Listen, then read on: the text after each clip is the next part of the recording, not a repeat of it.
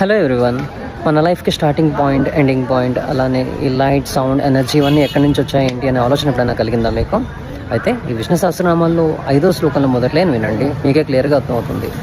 స్వయంభూ శంభురాదిత్య పుష్కరాక్షో మహాస్వన. Meaning చెప్తాను వినండి. స్వయంభూ అంటే తనకు తానుగా ఉద్భవించిన వాడు. అంటే దానికి అర్థం ఏంటి అంటే ఆయనకి పుట్టుక లేదు, చావు లేదు. అందరి పుట్టుకకు ముందే ఉన్నాడు, అందరి చావుకి తర్వాతే ఉన్నాడు.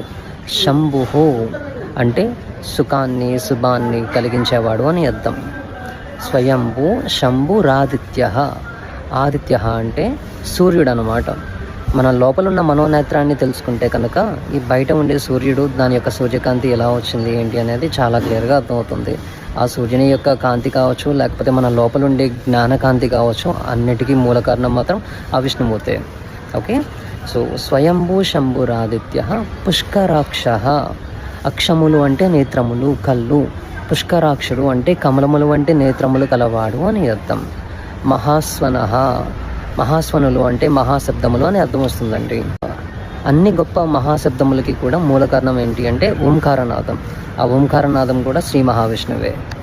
ఈ లైన్ చెప్పేది ఏంటి అంటే ఆ శ్రీ మహావిష్ణువుకి పుట్టుక లేదు, చావు లేదు. అలానే ఈ లైట్, సౌండ్, ఎనర్జీ, మనం పవర్ఫుల్గా ఫీల్ అయ్యే ప్రతి కాస్మిక్ ఎనర్జీ అండ్ వైబ్రేషన్కి మూల కారణం కూడా ఆ శ్రీ మహావిష్ణువే. దీని తర్వాత శ్లోకం ఇంకా పవర్ఫుల్గా ఉంటుంది. దాని యొక్క మీనింగ్ తెలుసుకోవాలి అంటే ఫాలో ఒకటి సబ్స్క్రైబ్ చేయండి.